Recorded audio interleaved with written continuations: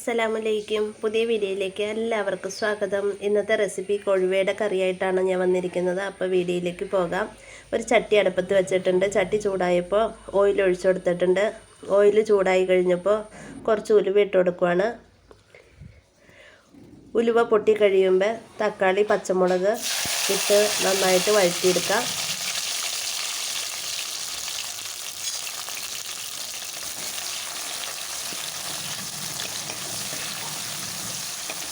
അത് വഴണ്ടി വരുമ്പോഴത്തേനും നമുക്ക് തേങ്ങ അരിച്ചെടുക്കാം. തേങ്ങയിലേക്ക് ഞാൻ തേങ്ങ അരിച്ച് വെച്ചിട്ടുണ്ട്. അതിനകത്തേക്ക് കുറച്ച് മഞ്ഞൾപ്പൊടി, മുളക് പൊടി ഇട്ട് കൊടുത്ത് കുറച്ച് വെള്ളം കൂടി ചേർത്ത് അരിച്ചെടുക്കുകയാണ്.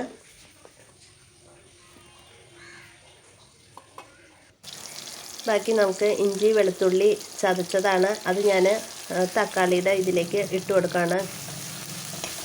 നന്നായിട്ട് വഴറ്റിയെടുക്കാം. കുറച്ച് കറിവേപ്പില ഇട്ട് കൊടുക്കാം.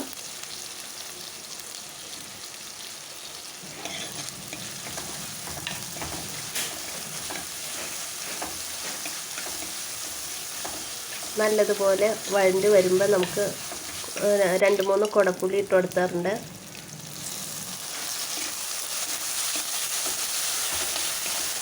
എല്ലാം കൂടി മിക്സ് ചെയ്ത് കഴിയുമ്പോൾ നമുക്ക് അരിച്ച് വച്ചിരിക്കുന്ന തേങ്ങ ഒഴിച്ചു കൊടുക്കാം.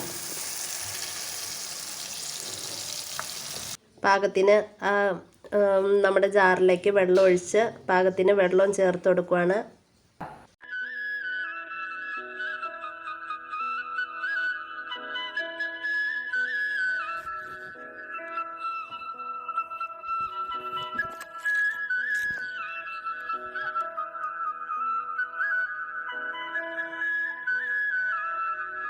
ഉപ്പിട്ട് കൊടുത്തിട്ട് നന്നായിട്ട് മിക്സ് ചെയ്തെടുക്കാം.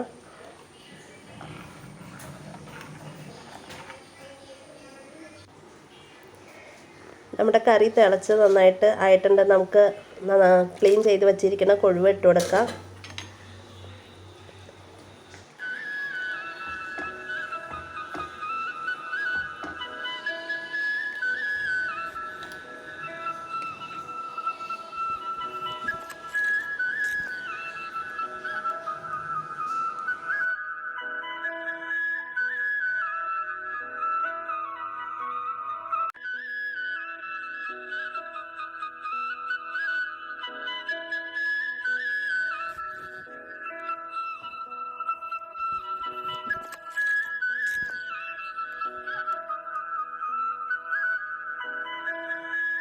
കൊഴുവക്കറി റെഡി ആയിട്ടുണ്ട്. അപ്പോൾ അടിപൊളി ടേസ്റ്റാണ്. അപ്പോൾ എല്ലാവരും ട്രൈ ചെയ്ത് നോക്കുക. പുതിയ വീഡിയോയുമായി അടുത്ത ദിവസം വരാം. അതുവരേക്കും അസ്സലാമലൈക്കും.